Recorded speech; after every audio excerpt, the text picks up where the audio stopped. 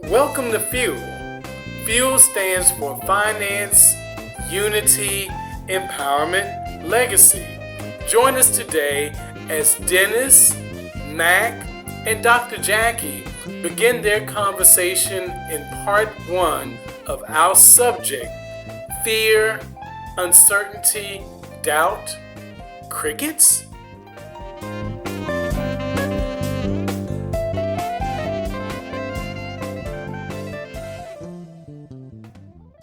Yeah, so how y'all guys doing? I was We're good. I was doing my normal video search when I check out like cryptocurrencies, the Shiba Inu, the Bitcoin, and then I ran into this video about this guy. I gotta pull it up. I know I can't show it, but I'm gonna pull it up on my phone anyway, and then I'll talk about it. Wait a minute, let me find the right one. Getting rich is super easy. Oh, okay. So, oops. So I'll just paraphrase it. He says getting rich is super easy. He says, so he grew up in the hood like I did. I grew up in the projects of Philadelphia. But when you find a way out and it's legal, you tell your friends. And what do your friends say? Nah. I'm gonna do it a different way. So you say, but okay, all right. So you go on and you get one step and you're like, oh my gosh, it works. So then you call your friends up again. Hey, I found a legal way out. You know, we can do this together and we can do great things. And they say, nah, I'm gonna go this way. And you're like, but, okay, all right. So let me keep on studying. Let me keep reading. Let me keep understanding. Let me check out this fuel group that's on this video. So then he finds out that everything you do can lead to financial freedom. So let me be more exact. So let's say you use what's detergents out there, Tide or Gain or whatever. He said, instead of buying Tide or Gain, I bought stock in Tide and Gain. So then he looked at his feet. He said, I've been paying $300-400 for sneakers. So instead of buying sneakers, I'm buying stock in sneakers. Then he said, man, those Timberlands look good. So instead of buying Timberlands, he bought Timberland stock or whatever the company is that owns Timberland and all those companies. So he went back to his friends. He said, man, if y'all stop buying that stuff just for a month and you get a dividend check, it reduces the cost of that item for you. And they looked at him like, man, we can't do that. Nah, we're going to just go get a job. He said, now he's hitting on close to a millionaire, whatever he says the amount is. I don't know his exact amount. And his friends are still working. And they still say, nah, this is going to work out for me. And, you know, I found this video like 2-3 this morning. You know, I guess when you get older, you only need 2 hours of sleep. Well, when I was younger, I only needed 2 hours of sleep. So I guess I'm still young. But anyway, I found it and I was like, I got to watch this again. Because, man, that don't sound like my story. And then I said, okay, when we talk about fuel today, I got us a good place to start. Nah, I think I'm going to start in a different direction. So I thought it was really interesting and I thought I would bring it to you guys because I know you've been through this also. You know, as you were sharing that, it made me think about just the promotion of fuel. Anyway, I was actually doing some homework just to see how we can increase our numbers, and in doing that, I just got this revelation that, you know, if you posted, Dennis, if you posted pictures of your granddaughter, or if Dr. Jackie does her wonderful, beautiful poses like the ones that we get to see every Friday when we tape this stuff, it's amazing. You can get like a gazillion hits on social media. But if you encourage your friends, I mean, I'm not talking about strangers, I'm talking about your friends and family. Hey guys, we got stuff here that can really help you. It doesn't cost you a dime. And all that we're asking for is to support us in this effort to help you. Amazingly, crickets. Just it's unbelievable that we've been doing this. My gosh, we've been doing this for, has it been close to a year now? I think yes. Yeah, yeah. If what is that? Because I can't see it. I'm just posted on my Facebook page. Oh, gotcha. Yeah, I mean, when you put in the time that we did for some strategic planning and then to actually start launching and all through that process, it's probably been close to a year. And I'm just amazed that people that I know need financial help don't really take the time to watch a 20 to 30-minute video clip where they might actually learn something, yet are quick to ask me for money. Oh, Okay. I got a rule. Break it down. I got a rule, Mac. And my rule is I've been teaching financial education for 11 years now. Yeah. And I try to help people. I try to educate them how money really works, because people think they know how money works, but they don't. And I know that's hard to tell an adult, so forgive me, adults. But when you try to teach them how money really works and you find out they don't, but you try anyway, they just shut you down. They turn you off and they don't believe it. If I told someone the things that I did, if we were allowed to, I don't think we're allowed to tell everything that we do, because the three of us do a lot of things.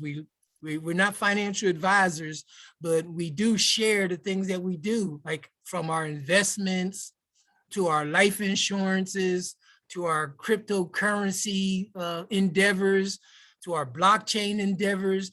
And we're like, oh my gosh, it's working. Can we share this with you for free? Right. We're not even interested in getting paid because we're already getting paid. And you know, who knows? I was once told it only takes $500 a month to free some people from their financial woes, $500 extra from whatever they're making now. Wow. Can we help you? Yes. Most definitely. I'm just nodding my head and thinking of a couple of people who shut you down before you even get started. They either know it, they either have an advisor and they don't want to hear it because they think they have some sort of loyalty, and all I might be talking about is education. I'm not an advisor. I'm just someone who is educating and would like to no. You know, you don't even have to get deep into it before you're shut down. So I'm just nodding my head. Dr. Jack, can I tell one of your stories? I'm not going to say any names, just a little story. We did an appointment with someone to teach them financial education. So instead of telling them what the vehicle was, I told them how it worked. Well, you put money in, it grows at 12 to 15% a year, blah, blah, blah. The rule is 72. You can take the money out if you need to in emergency. You know, it's not locked up. They said, I want that. That's what I want. And then I told them what it was. And they were like, really? I said, yeah. You know, some of us run from the things that can make us wealthy. And eventually the children of that person say, you don't want to do that. You want to get the money to us. We'll make it grow for you in our bank accounts. So there's another person we were unable to help. But it's just a story that highlights, if people knew how financial vehicles work, they could make better decisions, because they make decisions out of no knowledge at all. Yeah, and the fact of the matter is that, and you don't have to, you know, have a starvation diet in order to put these things into play. Not at You all. know, especially for, you know, putting emphasis on young people. You know, when you're coming out the gate and just getting out into the workforce, you know, it takes very little in order to achieve a lot. You know, and then, you know, as time goes on, even though I know that we're all here forever young, you know, at a certain point, the script flips a little bit, so that, you know, as you get older, it takes more and more and more money in order to generate wealth. And then you have other things going against you, like your health might be declining, things of that nature. So, man, you know, I literally have tried to talk to young people like in their early 20s up to the, you know, early 30s, in that market, to talk to them. And it's like, you know, and I know I can be transparent with the two of you guys. Like, you know, for the people that we really, really want to help, we'll even show our personal information to let them know that this is, you know, the things that we're doing, it's not a joke, and it's not like just some example that's in somebody else's book. We're doing the things that we're encouraging you to do. And again, my favorite word, I might even title the message this time, crickets. Yeah. Well, you know, I talked to my daughter and my brother. Hope they never see this episode. I've been teaching my daughter about money her whole life, and she is now just starting to get it. So it takes time. My brother doesn't want to lose money, but he doesn't realize that $1,000 in the bank, you're losing anyway, because the inflation's going up, taxes are going up. You can't control it. So if your money's just sitting there and you think it's safe, it's not. We always think that the banking system is for us. It's not for us. They take our money, they get 8, 10, 20%. You know, they practice infinite banking, and then they give us 0.005. If you take the rule of 72, divide 72 by 0.05, excuse me, and you get a number that will blow your mind. And I know I should have had my calculator open before I did that, but that's how I roll. I know it's a big number, because 1% is 72 years. Well, 0.5% is 144 years. And if you go less than that, you start hitting the thousands. Years. So here we go, trying to, Mac, we're just trying, you know, but I realized that what I do now is I let somebody else talk to my brother. I talk to Mac's son. If Mac was in the country, he talked to, I don't know, my brother probably won't listen to him either, but I finally got my brother to take a chance.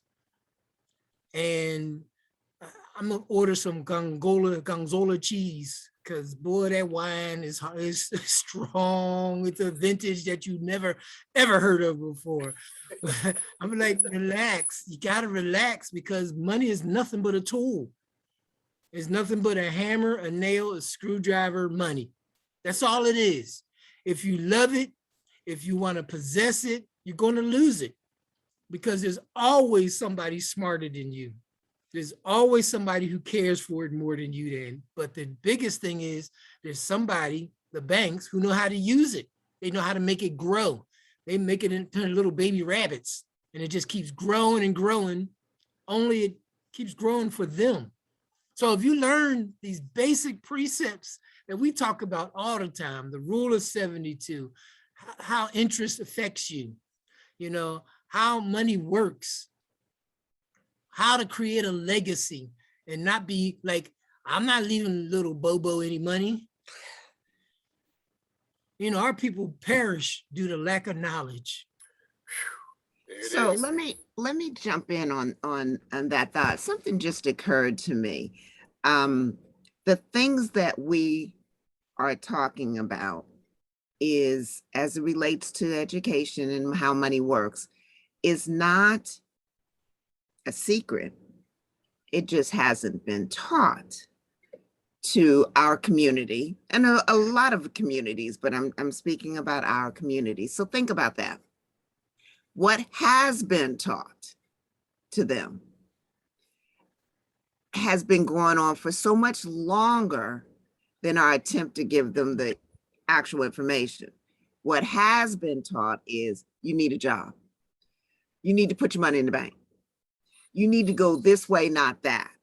And so what the individuals were taught, and if you don't, you'll lose money. Okay. If you don't, I can't pay my bills. I'm thinking about my folk and what they're saying. Well, I can't listen to you because I got to pay my bills. I got to get a job. I can't do that because of, and so our information is critical, but is whispered to certain people. And when we come and speak out loud to our people, the information that has been given them is more grounded. It will take longer. So Dennis, what, your daughter's in her 30s. He's been doing this since she, was born, right? But she's just now getting it. And think about the fact that we're talking to our friends over a weekend, over a couple of conversations. The banter that has been given and fed to them about, and Dennis, you often say, what is it? Get a job, get a 401k. What are the three things? Oh, go to school. Go to school, get a job. Get a job, 401k. And get a 401k. So that information can be rattled off so much faster than them allowing anything that we say to come in. All I'm saying is we are doing this every Friday. We're giving little bits. We're little bits. And if people listen consistently, they'll get a little bit that way, help them open up a little bit and bring in some of this information and ask for more. There is a fear. Where is the best kept secret, everybody? Everybody knows. Where's the best kept secret? In a book. Write it down. So, and how do we pass on our history in our culture? Is oral.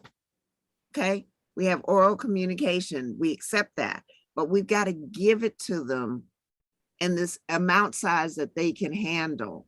They are babies. We can't give a full spoonful because they're going to reject it. They're going to spit it out, give you crickets, walk away, say, oh, here she comes again. I'm not listening. Oh, she started talking about that. I already know everything. I got a job. I'm getting another job. I'm getting a promotion. And you ask, is it more than inflation? What? Crickets. What is your interest rate where you're investing or saving your money? Crickets.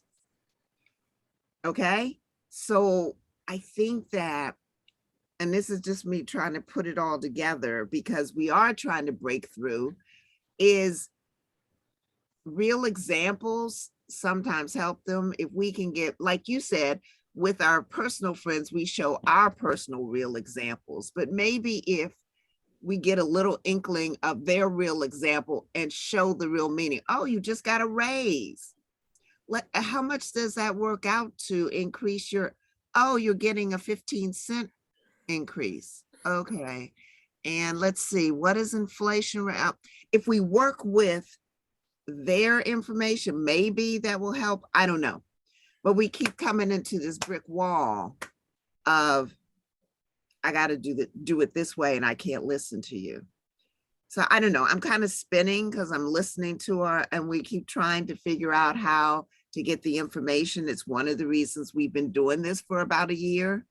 Mhm. We want to pass on information to others. So part of it is we have to market this platform so that other people will look at it. I like what Max said earlier. He said, you try to teach them about money, they don't want to hear it. And then on Friday, they call you to borrow money. And then you don't want to hear it. So I actually have a friend who I've been trying to help become financially strong. And he decided to run out and buy this big old Escalade thing. And I looked at his finances. I said, well, you can't really afford that Escalade because your insurance is going to go up and your monthly payments are going to go up. Why don't you invest a little bit of money, wait 2 months, and then get the Escalade? So then if you get in trouble, you got the money that's in your investment, at least to give you a buffer zone. No, by the end of that week, he had that Escalade. 2 weeks later, oh, I can't pay my car note. Can you loan me the money? And I'm like, I'm not a bank. And I tried to help you, but you rejected me. And it's not like I take it personal or nothing, but I realized that you really weren't interested in saving your money. You were just interested in knowing who around you had money that you thought they were going to give to you. I said, the quickest way to lose a friend is to loan them money. I've loaned people money and more likely I'll never get it back. Actually, I was talking to Dr. Jackie. I was doing my accounting. And I said, oh my God, look how much money I gave this person. They don't even call me and say thank you. So it's gone.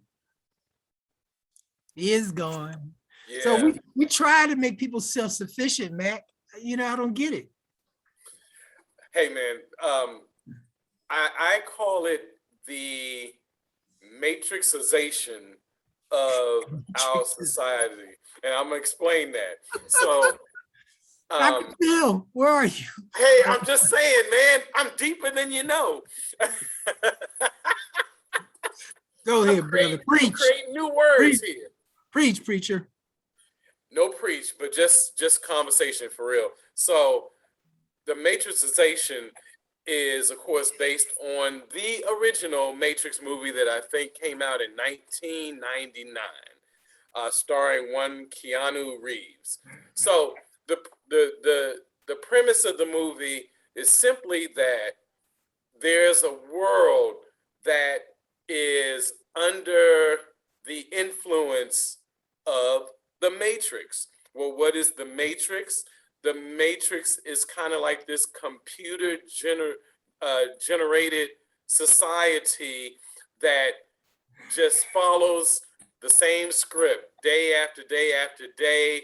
You just keep on having a mundane life. You keep trying to want to be wealthy or want to be fabulous, and you keep doing the same thing, never achieving that goal, and people are just walking through life just as if it were in the Matrix or if it were a television production.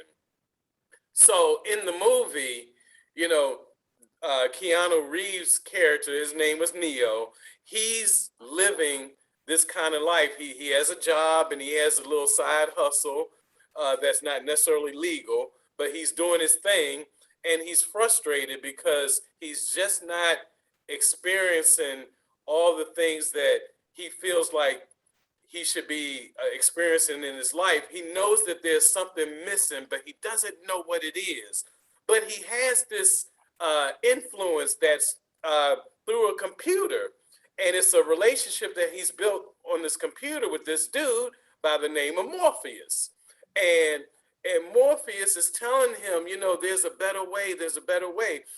Long story short, they finally connect, and Morpheus makes this offer to Neo, and he says, look here, I got 2 pills here. I got a red pill and I got a blue pill. If you take the blue pill, you'll wake up the next morning, life will be the same. You'll have the same issues that you're already familiar with. You'll have the same struggles, all that. But if you take the red pill, man, you're getting ready to go through an experience. And I cannot tell you what the end game is going to be, but I will tell you this: whatever it is, you will understand and discover real truth. And I'm bringing that story up because that's what's happening, Dr. Jackie. That's what's happening, Dennis. It's like, we can say and make this offer all day long, but a person has to be at the point where they know that there's something more. And they have to be willing to step outside of their comfort zone in order to get to it, because they're at a point in their lives where they're desperate enough to know that they can't keep doing the same thing over and over again. And that's when if we need to start strategically positioning ourselves to just try to capture people when they're at that moment in their lives. That's the best way I can put it. We hope you enjoyed part 1 of our conversation on fear, uncertainty, doubt, crickets. Remember to subscribe to our YouTube channel at Fueling Future Generations and reach out to us directly at fuelingfuturegenerations2020@gmail.com.